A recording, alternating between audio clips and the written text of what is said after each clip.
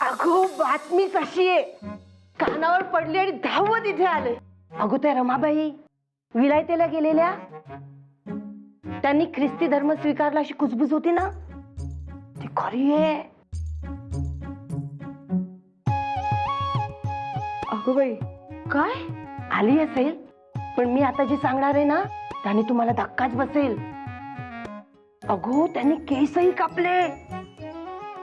आहेस कुठे? काय अगो बाई,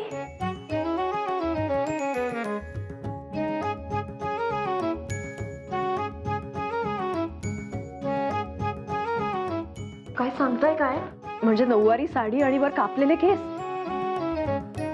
काकू म्हणजे तुमच्यासारखे का हो? अहो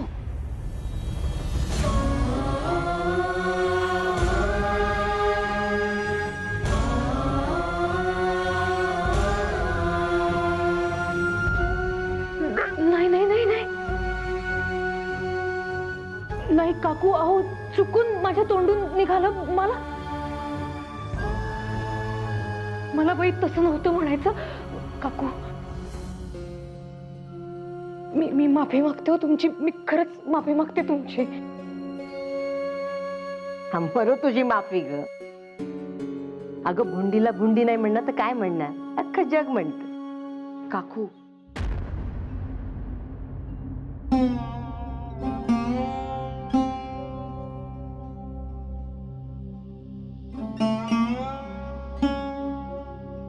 हा गो,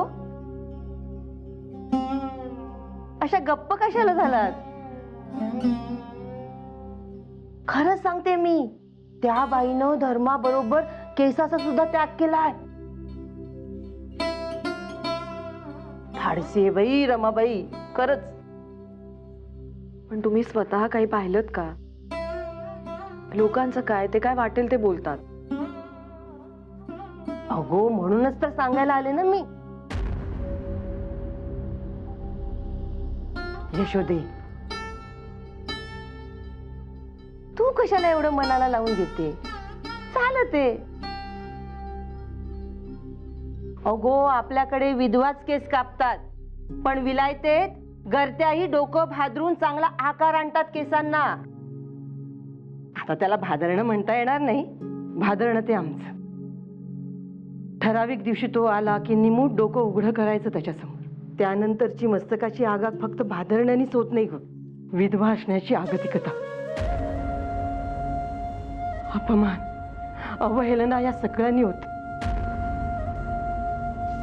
चंदनाचा लेप काय ग, तो फक्त वरून, पण मनाचा दाग,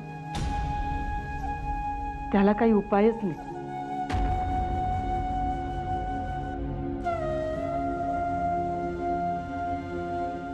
अगं पण त्या रमाबाई किती छान दिसतात केस कापल्यावर. मी तर म्हणते विधवेचे केस कापायचे असेल तर कापा, पण भादरू नका. त्या रमाबाईंसारखे छान ठेवू द्या, म्हणजे हे असं भोंड डोकं ना आलवणात झाकायला नको. मग मी तर छानपैकी डोकं उघडं टाकून गावभर हिंडेन. अहो काही काय बोलता काकू तुम्ही? तुला नाही समजायचं. अगं विधवेचं डोकं बघणं म्हणजे अपशकुन, म्हणून ते झाकावं लागतं. पण या रमाबाईंसारखे केस कापले ना तर कुणालाच बघायला अपशकुन वाटणार नाही. तुला सांगते भामे, ही रीत रुळली ना की सगळ्या बाया केस उडवत चालतील पुण्याच्या रस्त्यावर. तू बघ.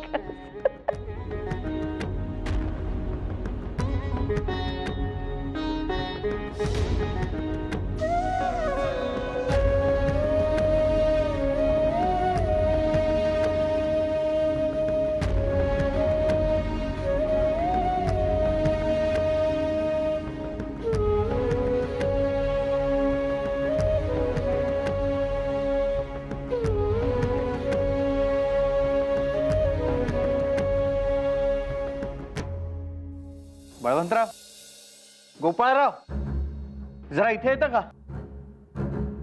काय हो? हे पहा बळवंतराव, निबंध चंद्रिकाकार काय म्हणतायत ते वाचा.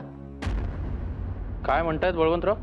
म्हणतायत जेम्स फर्ग्युसन पुण्यात येऊन केसरीकरांची भेट घेऊन गेला. थोडक्यात काय, जेम्सवर टीका करतायत इथे आल्यामुळे. केसरीनं थेट गोऱ्यांची वैर घेतलेलं होतं आणि त्यापायी शिक्षाही भोगलेली होती हे सोयीस्करित्या विसरतायत ते. पाण्यात राहून माशांशी वैर नाही घेता येत, फक्त आपला कार्यभाग साधायचा. अरे पण जरा दूरची उद्दिष्ट साध्य करायची असतील तर सबुरी हवी, वाट बघायची तयारी हवी, थोडीशी तडजोडीची तयारी हवी.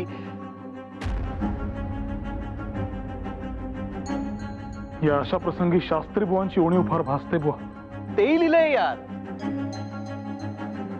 म्हटलंय शास्त्री बुवा आज असते तर त्यांनी हे कधीही मान्य केलं नसतं. होय का? शास्त्री बुवा असते तर तेही तुरुंगात गेले नसते आणि कदाचित आपणही. पण हे म्हणजे असं झालं, आत्याबाईला मिशा असत्या तर त्यांना काका म्हटलं असतं. सगळ्या जर तरच्या गोष्टी आहेत, काही अर्थ नाही याला. जर तरच्या गोष्टींना तर अर्थ नाहीच, पण हे जे काही चाललंय त्याला केसरीच्या मार्गाने उत्तर हे द्यायलाच पाहिजे. आपण केसरीत योग्य ती भूमिका घ्यायलाच हवी, ना तर फक्त गैरसमज पसरेल. अगदी खरंय तुमचं बळवंतराव.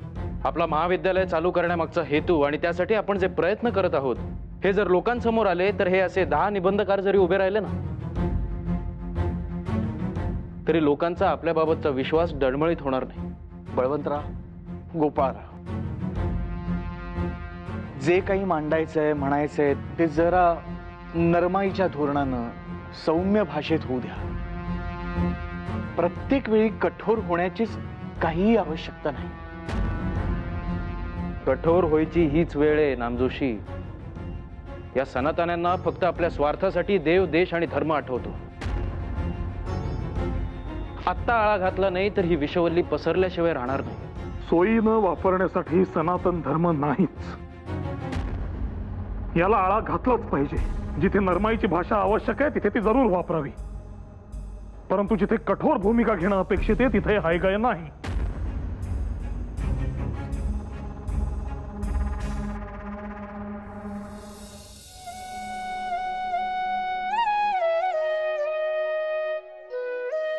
सत्यभामाबाई, आज काय अगदी शांत शांत? आल्यापासून पाहतोय कसल्याशा विचारात हरवलायत. काय म्हणे? आज जानकी काकू आल्या होत्या आणि रमाबाईंबद्दल बोलल्या. तुम्हाला कसं कळलं? पुण्यातल्या पेठांमधून सध्या हाच एक विषय चर्चेत आहे.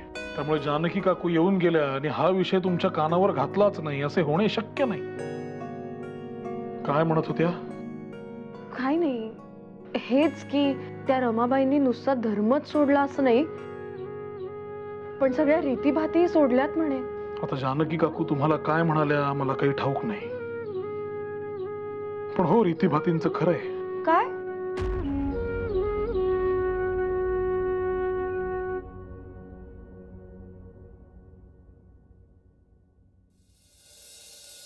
तुम्हाला पटतंय का हो त्यांचं असं वागणं?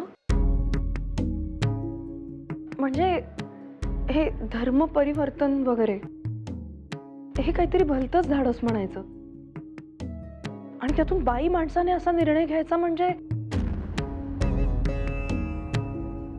धाडसच म्हणावं लागेल त्यांचं.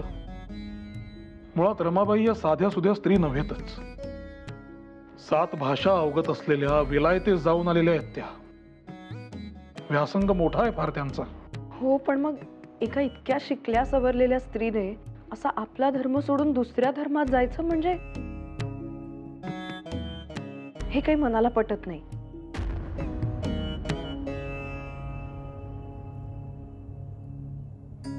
असं ऐकलंय त्यांना ख्रिस्ती धर्माबाबत ओढ आहे. रूढीवादी हिंदू धर्माबाबत असलेली त्यांची नाराजी हीच त्यांच्या धर्म परिवर्तनास कारणीभूत आहे. खरं की काय? हिंदू धर्मातल्या अनिष्ट रूढी त्यांना अमान्य आहेत म्हणून त्यांनी स्वधर्म सोडला असं ऐकलं.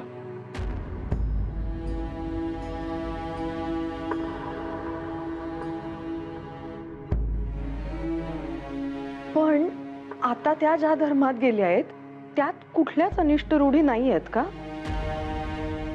किंवा जगात असा कुठला तरी धर्म आहे का ज्यात कोणतीही अनिष्ट रूढी नाही? भामे, तू जेव्हा हे असं काही बोलतेस तेव्हा मला तुझं फार कौतुक वाटतं भामे. एखाद्या बोकं शिकलेल्या सुशिक्षित स्त्रीपेक्षा तुझे विचार स्पष्ट वाटतात आणि तुझ्या या प्रश्नाचं नेमकं उत्तर देणं आत्ता तरी शक्य नाही, कठीण आहे. हे पहा, मी एक साधी संसारी बाई आहे. कोणालाही इजा न पोहोचवता आपला धर्म, आपल्या रूढी पाळणारी. आता नसतील आपल्या धर्मात काही न पटणाऱ्या गोष्टी, पण आपल्या घरात ढेकूण झाले म्हणून आपण संबंध घर का पेटवून देतो? काही नाही, तूच बोल. मी बोललो तर पुन्हा म्हणशील सतत माझं कौतुक करता, तुमचं आपलं काहीतरीच. हो, पण मनापासून सांगतोय की धर्मांतराबाबतचं तुझं हे विधान हे अतिशय योग्य आहे.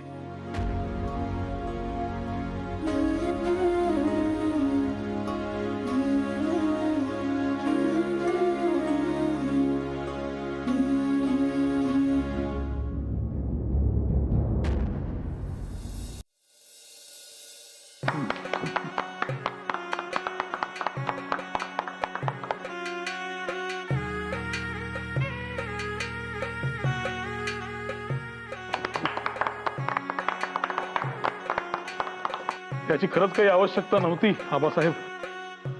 अहो, आमच्या चिरंजीवांचे दत्तक विधान झाले, त्याचा आहेर समजू नका. हा आमचा तुमच्यावरील लोभ समजा. द्या त्यांना, द्या. बसा आबासाहेब. हो.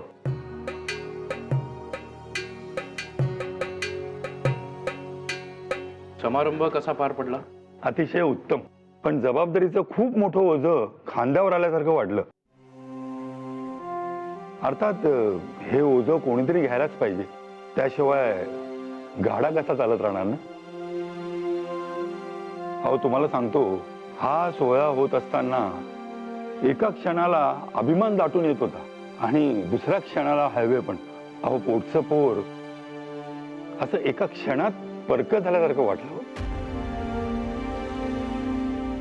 असं कसं म्हणता आबासाहेब? रक्ताचं नातं असं एखाद्या सोहळ्याने पुसून टाकता येतं का? गादीचे वारस झाले म्हणून काय झालं? ते तुमचे पुत्रच राहणार आयुष्यभर.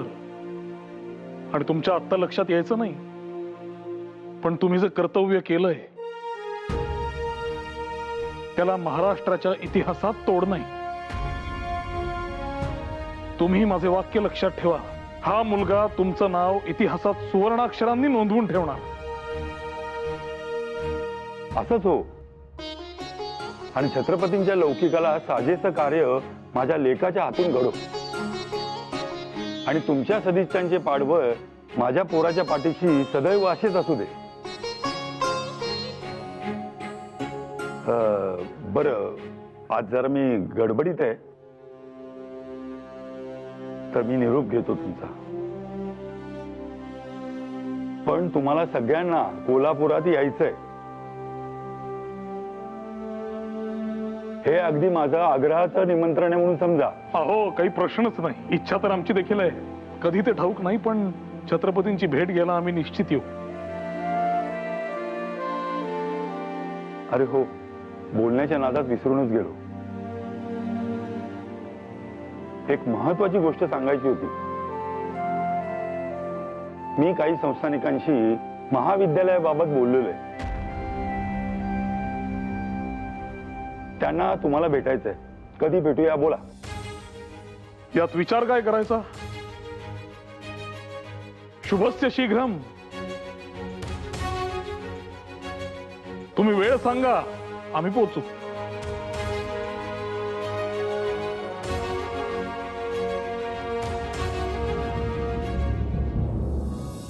अहो, किती छान आहे नाही? रेशमी मऊसूद अगदी. मी एक काम करते, हे ट्रंकेट ठेवून देते आणि काही खास प्रसंग असेल किंवा सणवार असेल ना, तेव्हा देते तुम्हाला वापरायला. नाही तर तुमचं काय? तुम्ही सगळीकडे तेच कपडे वापरता. शाळेत शिकवायला जाताना तेच, दफ्तरी तेच, आणि लग्न कार्याला देखील तेच. तुम्ही कधीतरी वेगळे कपडे वापरले होते का हो? हो, घातले होते तर. हा, अर्थात तू कधी मला त्या कपड्यांमध्ये बघितलं नाहीस. कधी? डोंगरीच्या तुरुंगात.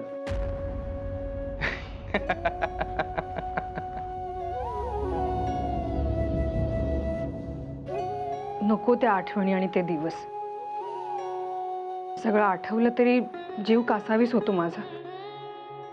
आणि तुम्हाला थट्टा सुचती आपली. अगं, असं वाईट दिवसांच्या आठवणींनी खचत राहिलो तर झालं. आणि झालं, सरले ते दिवस. आता कशाला वाईट वाटून घ्यायचंय? मला नाही बाई जमत. आणि तुमचं काय? अगदी इंग्लंडच्या राणीला भेटायला जाल तेव्हा सुद्धा हेच कपडे घालून जाल. बघ, आली की नाही तुलाही थट्टा करायला. मग अगं, जिथे अंगभर कपडे वापरायला मिळणं हे चैन होती माझ्यासाठी, तिथे वेगवेगळे कपडे वापरावे असं कधी मनातही आलं नाही माझ्या. अंगावर एक आणि खुंटीवर एक, यात आयुष्य गेलेला मी. मला काय कौतुक ते रेशमी उपरण्याचं. हा, पण तुला आवडलंय ना, मग ठेव. आणि तुला बरं वाटेल तेव्हा दे मला वापरायला. मग तर झालं. त्याला पानं घ्या वाढायला. हो, आधी हे ट्रंकेट ठेव.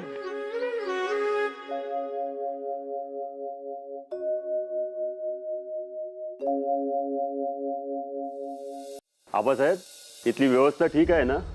उत्तम, काहीच काळजी नाही. आणि कोल्हापूरची परिस्थिती कशी आहे? महाराजांच्या मृत्यूनंतर सर्वच कठीण झालं होतं, पण आता सगळं ठीक. आणि आपल्या मुलाचं शिक्षण? तेही व्यवस्थित चालू आहे. आपण अजून थोडं सरबत घेता का? नाही, नको.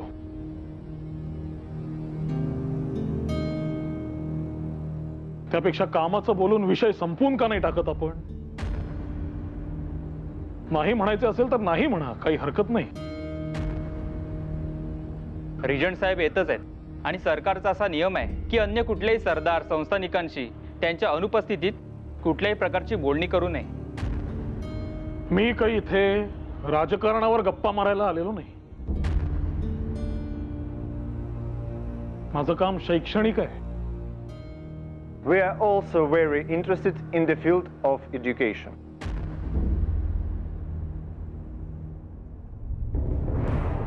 Please seat. Mr. Tilak, as you can see, the British government has established many schools.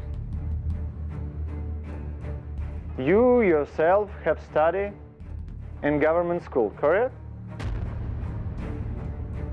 Tell me, what are you expecting from me? हो साहेब. बळवंतराव,